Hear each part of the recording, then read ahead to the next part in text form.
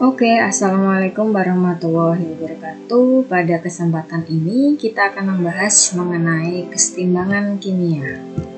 Seperti yang kita ketahui, reaksi kimia itu dibagi menjadi dua. Ada reaksi yang berkesudahan atau irreversible, yakni reaksi yang hanya berlangsung satu arah. Misalnya adalah reaksi antara NaOH dengan HCl membentuk NaCl dan H2O. Kemudian reaksi yang kedua adalah reaksi dapat balik atau yang kita sebut sebagai reaksi reversible, yaitu reaksi yang dapat berlangsung dua arah. Misalnya adalah reaksi antara gas SO2 dengan O2 membentuk gas SO3. Nah, untuk pendahuluannya, sometimes if we eat acidic food, we can get toothache. Why? Oke, terkadang ketika kita makan makanan-makanan yang terlalu asam, kita akan gigi kita akan sakit atau kita akan merasakan sakit gigi. Kenapa? Because the consumption of acidic food can shift the equilibrium reaction. The equilibrium shift erodes enamel layer and cause toothache. Jadi untuk reaksinya ini Ca5PO4 3 kali OH, yaitu ini adalah enamel, ini akan terurai.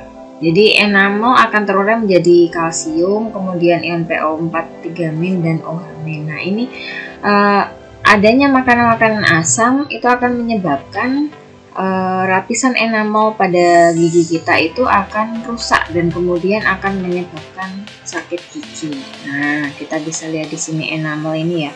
Jadi ketika ada makanan asam, misalnya nih, untuk makanan-makanan yang manis juga itu juga bisa membuat kerusakan gigi. Kenapa? Karena di sini dia akan menjadi sumber makanan bagi mikroorganisme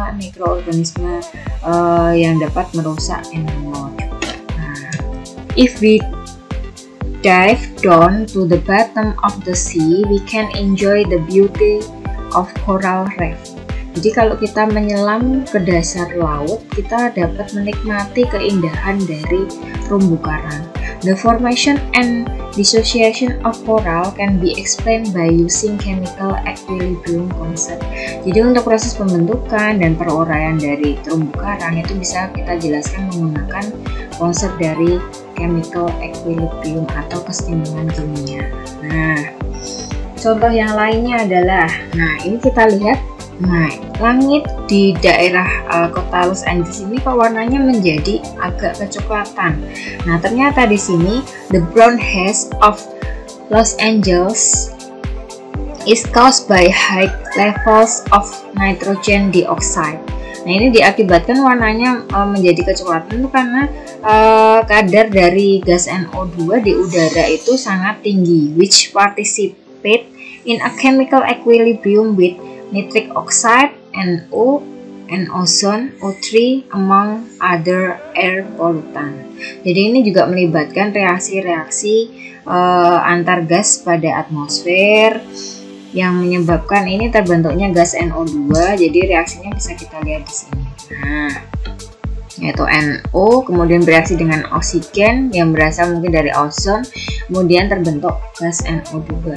Nah, kemudian pada reaksi penguraian N2O4, nah seperti yang kita ketahui reaksi penguraiannya ini adalah N2O4 menjadi 2NO2. Nah, the progress of the reaction can be monitored easily because N2O4 is colorless gas, whereas NO2 has a dark brown color that makes it sometimes visible in polluted air.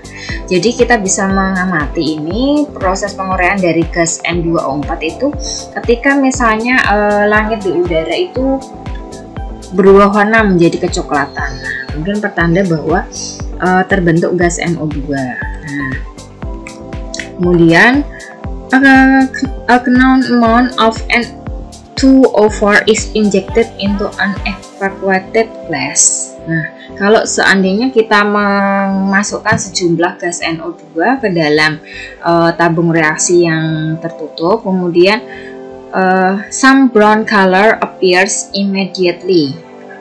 This is indicate the formation of NO2 molecules.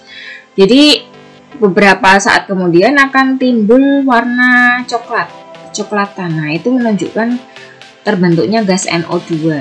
Nah, the color intensities as the dissociation of N2O4 continues until eventually equilibrium is reached. Nah, ini perubahan warnanya itu akan terjadi terus menerus, kan awalnya mula-mula gas N2O4 itu tidak berwarna, kemudian akan berbentuk warna coklat.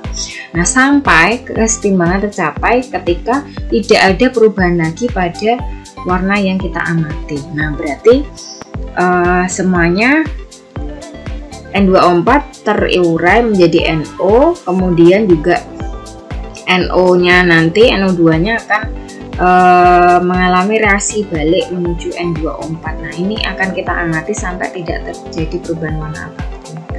Nah, kemudian what is equilibrium reaction? Nah, jadi keseimbangan kimia itu apa? Nah, jadi kalau suatu reaksi reversibel berlangsung pada sistem tertutup dan pada suhu tetap, ini sistem akan mencapai keseimbangan. Nah, jadi sebelum mencapai keseimbangan, jumlah reaktan itu akan semakin berkurang sedangkan produk semakin bertambah. Nah, ketika laju reaksi maju sama dengan laju reaksi balik itu dikatakan baru tercapai keseimbangan dinamis. Jadi contohnya adalah for the equilibrium A to B, the reaction is read from left to right is the forward reaction. Jadi kalau dari reaksi A menjadi B itu adalah reaksi maju. And the reaction rate from right to the left is the reverse reaction. Jadi untuk reaksi yang dari B menuju ke A itu disebut reaksi balik. Nah, jadi A ke B itu forward reaction, reaksi maju, sedangkan B ke A itu adalah reaksi balik. Nah, remember that even after equilibrium has been reached, both the forward and reverse reaction continue to occur. Jadi yang perlu diingat adalah pada keseimbangan itu walaupun sudah tercapai, baik reaksi maju maupun reaksi balik itu tetap berlangsung.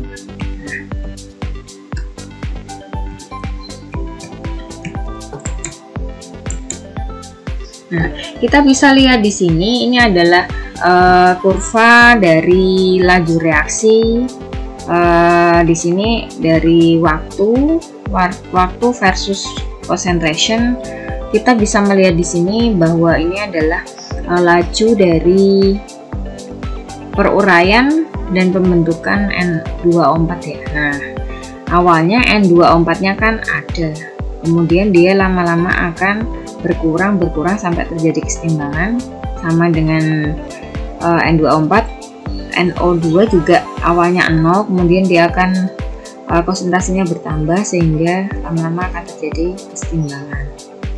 Nah, oke, mungkin itu untuk pengantar dari konsep keseimbangan kimia. Semoga bermanfaat.